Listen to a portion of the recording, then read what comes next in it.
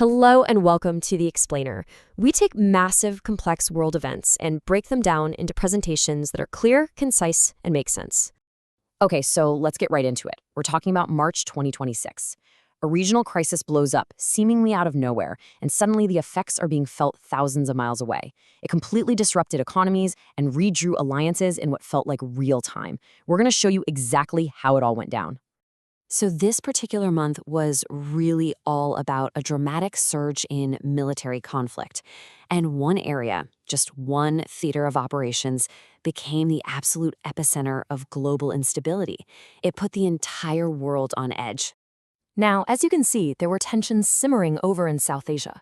But it was the direct military action in West Asia that truly grabbed the world's attention. Operations Epic Fury and Lion's Roar, launched by the US and Israel against Iran, well, that became the central flashpoint. And these weren't just attacks on military targets. The conflict had immediate, lethal consequences that went way beyond the battlefield. It even reached the very top of Iran's leadership, creating a power vacuum at a moment of, just intense crisis. And this one incident just shows you how far this whole thing spread. The Iranian warship, the IRS Dina, wasn't even in the main conflict zone. It was on a diplomatic mission, coming home from a naval exercise in India. And then it gets attacked. It turned a peacetime mission into an absolute tragedy, and it proved that the hostilities had a lethal global reach. All right, so how does this military crisis morph into a massive economic problem? Well, it starts with one of the world's most critical maritime choke points. Iran's response to the attacks was swift, and it targeted the global economy's jugular vein. The scale of this disruption was just staggering. By blockading the Strait of Hormuz, Iran put a fifth of the entire planet's oil supply at risk. Think about that. Suddenly, 1 in every 5 barrels of oil traded globally just couldn't get through. For countries that import a lot of energy, the impact was devastating.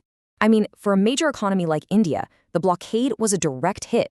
A massive 85% of its cooking gas, over half of its natural gas, and 40% of its total trade, all of it relied on this one single sea lane. This wasn't just an energy security crisis, it was an economic stability crisis. So the supply chain disruption caused immediate problems at home. You had widespread fuel shortages, public panic spreading like wildfire on social media, but the damage didn't stop there. It also put these long-term, multi-billion-dollar projects like the Chabahar port and the huge India-Middle East-Europe corridor on hold indefinitely. So India had to do something. It launched Operation Sankalp. And this is key. It deployed its navy, not for war, but essentially as armed bodyguards for its merchant ships. It was a military solution designed to protect its economic lifelines. This intense pressure on global trade basically forced everyone's hand. The crisis acted like a catalyst, making countries scramble to rethink their partnerships, secure new alliances, and shore up old ones just to navigate this new reality. And we saw some really surprising shifts. Take India and Canada. They'd been going through some serious diplomatic friction, but they moved fast to hammer out vital new agreements on energy and resources. They set this ambitious new trade goal and signaled, hey, it's time for a major strategic reset.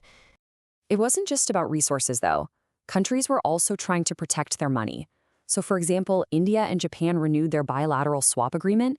It's a crucial financial safety net that lets them exchange their own currencies for US dollars to protect their economies from these kinds of shocks. And right in its own neighborhood, India stepped up to act as a regional stabilizer. When Bangladesh was hit with fuel shortages because of the crisis, India sent over 5,000 metric tons of diesel through a dedicated cross-border pipeline. Meanwhile, you had some countries making really bold, independent moves. Argentina, for instance, decided to formally withdraw from the World Health Organization. They said it was about health sovereignty, basically charting their own course in global public health. But here's the thing, right? This crisis didn't happen in a vacuum. While all this geopolitical drama was unfolding, the rest of the world didn't just stop. Other major shifts in health, in tech, in culture were also reshaping our world, which just goes to show you how much can change all at once. For example, down in South America, there was some incredible news to celebrate. After more than 30 years without any local transmission, Chile was officially declared free of leprosy, a huge public health victory. Meanwhile, up in Northern Europe, Scientists were working on something straight out of science fiction. In Finland, they set a new record for transmitting electrical power wirelessly right through the air. A little glimpse of a future without power cords. And get this, over in Asia, the future was literally rolling out onto city streets. China started deploying artificially intelligent robotic police commanders to manage traffic. Pretty wild. There were even these deep, fundamental shifts in cultural practices. Scotland legalized what's known as water cremation.